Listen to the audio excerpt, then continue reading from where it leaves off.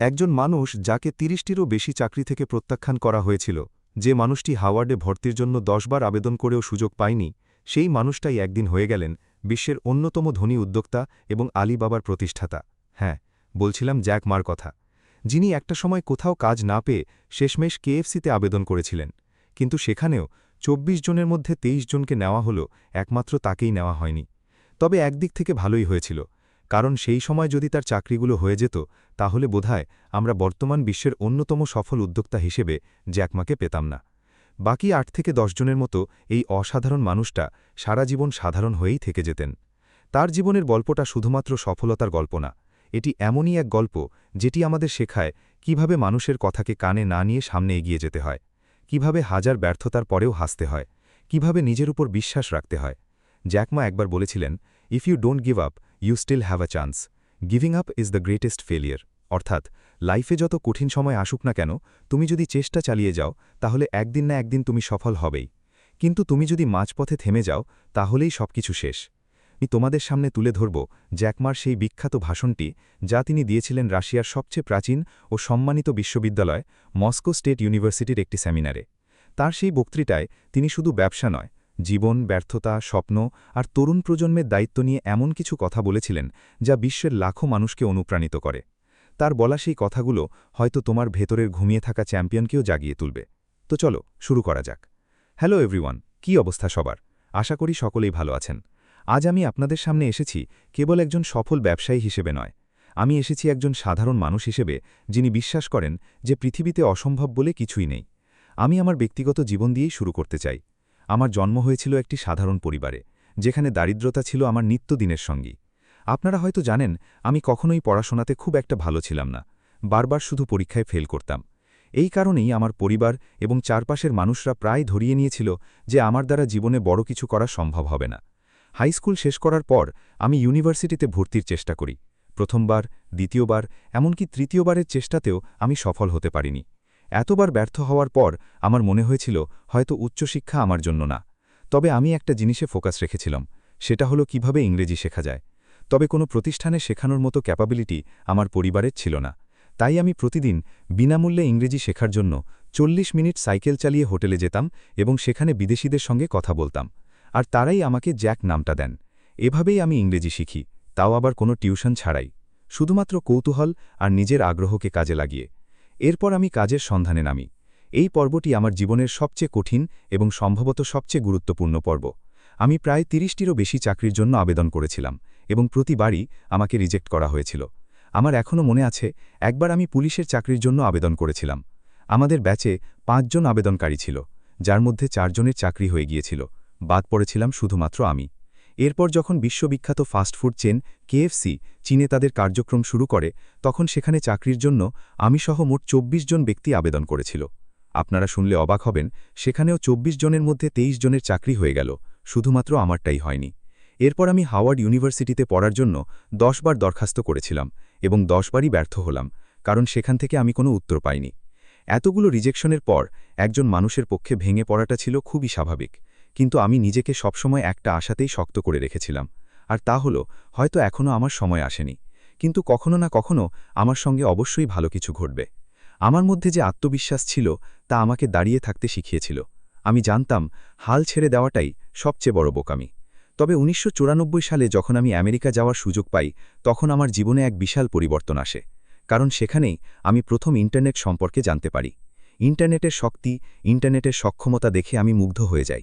এরপর আমি গুগলে বিয়ার লিখে সার্চ দিলাম এবং দেখলাম সেখানে অনেক দেশের নাম আসলো, কিন্তু চীনের নামটা একবারও আসলো না। তখনই আমার মনে হলো, China needs to be on the internet.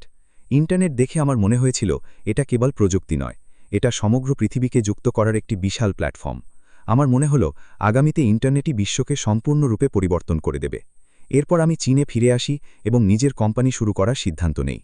তবে একের পর এক সমস্যা আমার সামনে বাধা হয়ে দাঁড়াতে শুরু করে, কারণ সেই সময় চীন ইন্টারনেট স্লো ছিল, মোবাইল ফোনও তেমন ছিল না, এমনকি টাকা লেনদেন এবং জিনিস ডেলিভারির জন্য ভালো কোনো ব্যবস্থা ছিল না। ১৯৯৯ সালে আমি আমার ১৮ জন বন্ধুকে আমার বাড়িতে ডেকে পাঠাই। তাদের আমি বোঝাই যে কমার্স অর্থাৎ ইন্টারনেটে পণ্য বিক্রি করার ব্যবসা ভবিষ্যতে চীনে অনেক বড় হবে।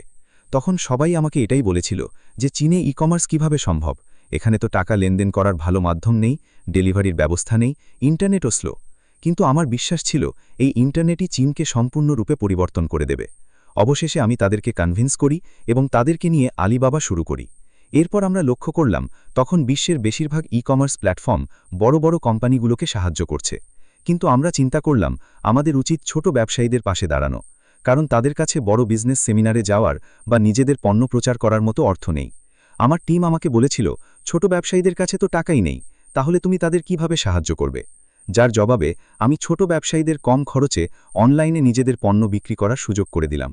আমরা তাদের শেখালাম কিভাবে ইন্টারনেটের মাধ্যমে নিজেদের ব্যবসাকে বিশ্বমঞ্চে তুলে ধরতে হয়। এই ভিন্ন দৃষ্টিভঙ্গি আলিবাবাকে আজকের বিশ্বমানের কোম্পানি হিসেবে প্রতিষ্ঠা করেছে। যদি আপনার কাছে একটি স্বপ্ন থাকে, তাহলে কেবল স্বপ্নের কথা বললেই হবে না, সেটিকে বাস্তবায়ন করার জন্য আপনাকে অবশ্যই সাহস দেখাতে হবে।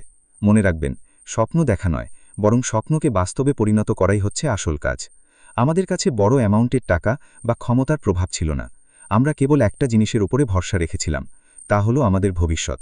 আমরা মনে মনে বিশ্বাস করতাম যে আগামী 10 বছর পরে হলেও আলিবাবা সফল হবে, হোক না সেটা দেরিতে, তবুও আমাদের কোনো আফসোস নেই। সবসময় মনে রাখবেন, যদি আপনি আকারে ছোট হন, তবে আপনার গায়ের শক্তির বদলে মগজের শক্তির ওপর বেশি ভরসা করা উচিত। আজ আমরা আর্টিফিশিয়াল ইন্টেলিজেন্স বা এআই এর উত্থান দেখছি। অনেকে এটাকে ভয় পাচ্ছে যে এআই আমাদের চাকরি করে নেবে। কিন্তু আমি যুবকদের উদ্দেশ্যে বলছি, এসব উল্টোপাল্টা ভেবে ভয় পেও না। হ্যাঁ, এটা সত্য যে এআই অনেক দ্রুত দক্ষতার সাথে কাজ করতে পারে, কিন্তু একটি মেশিনের কাছে মানুষের মতো বুদ্ধিমত্তা, অভিজ্ঞতা, কল্পনা শক্তি এবং সবচেয়ে গুরুত্বপূর্ণ জিনিস অনুভূতি নেই। মেশিন কেবল সেটাই করতে পারে যেটা আমরা তাকে প্রোগ্রাম করে দিব। তাদের মধ্যে মানুষের মতো ভালোবাসা, সহানুভূতি, করুণা বা বিবেক নেই। তাই এআই যতই উন্নত হোক না কেন, তারা কখনোই মানুষের পরিপূরক হতে পারবে না। একই সাথে ভবিষ্যতের জন্য আমাদের উচিত আমাদের শিক্ষা ব্যবস্থাকে পরিবর্তন করা। তাদের মধ্যে সৃজনশীল চিন্তা, নতুন কিছু শেখার প্রতিভা এবং প্রযুক্তির সাথে বন্ধুত্ব করার অভ্যাস গড়ে তুলতে হবে। নিজেদের প্রতিনিয়ত আপডেট রাখতে হবে, যা আমাদের মেশিনের থেকে আলাদা করবে। একটি দেশের সত্যিকারের উন্নতির জন্য 3টি জিনিস প্রয়োজন। 1. শিক্ষা। বাচ্চাদের ভালো শিক্ষা দিতে হবে এবং শিক্ষার উপর বিনিয়োগ করতে হবে। 2. বিশ্বাস, উদ্যোগ। দেশের মানুষের মধ্যে ব্যবসা শুরু করার সাহস থাকতে হবে। সরকারকে পরিশ্রমী এবং নতুন উদ্যোগীদের সাহায্য করতে হবে। 3. সরকারের স্বচ্ছতা। সরকারকে অবশ্যই স্বচ্ছ বা ট্রান্সপ্যারেন্ট হতে হবে এবং প্রতিটি কাজ দ্রুত ন্যায়সঙ্গতভাবে সম্পন্ন করতে হবে। বন্ধুরা, একজন সাধারণ ইংরেজি শিক্ষক যার মাসিক বেতন ছিল মাত্র $12, আজ সেই মানুষটির নামে গড়ে উঠেছে বহু বিলিয়ন ডলারের এক সাম্রাজ্য। 2025 সালের রিপোর্ট অনুযায়ী জ্যাক মার মোট সম্পদের পরিমাণ প্রায় 25 থেকে 30 বিলিয়ন মার্কিন ডলার। তাকে বলা হয় চীনের সবচেয়ে প্রভাবশালী উদ্যোক্তাদের একজন। তবে এই প্রভাব শুধু অর্থের কারণে নয়, তার মানসিকতা, চিন্তার সাহসিকতার কারণেই এত আলোচিত। কারণ যখন চীনে অনলাইন ব্যবসাকে অসম্ভব বলা হতো, তখন তিনি বলেছিলেন, আমরা সবচেয়ে বড় না, কিন্তু আমরা হব সবচেয়ে সাহসী আস্থার কোম্পানি। আলিবাবা গ্রুপ প্রতি বছরে $100 কোটি লেনদেন পরিচালনা করে, আর তার শাখা প্রতিষ্ঠানগুলো পুরো এশিয়ার ডিজিটাল অর্থনীতিকে বদলে দিয়েছে। তিনি শুধু উদ্যোক্তা নন, তিনি একজন চেঞ্জ মেকার। তিনি প্রমাণ করেছেন, ব্যবসা মানে শুধু লাভ না, এটা হলো ভবিষ্যতের দিক নির্দেশনা। আজ তার এক বক্তব্যে বাজার কাঁপি, তার এক নিঃসিদ্ধান্তে বদলে যায় হাজারো মানুষের জীবন। তাই আমিও বিশ্বাস করি, পৃথিবীর প্রতিটি মানুষই তার স্বপ্নকে বাস্তবে পরিণত করার ক্ষমতা রাখে। যদি তুমি হাল না ছাড়ো, যদি তোমার লক্ষ্য সম্পর্কে তোমার পরিষ্কার ধারণা থাকে, তবে তোমার চলার পথে কোনো বাধা বা প্রত্যাখ্যানই তোমাকে হারাতে পারবে না। কাজেই নিজের স্বপ্নকে আঁকড়ে ধরো, কঠোর পরিশ্রম করো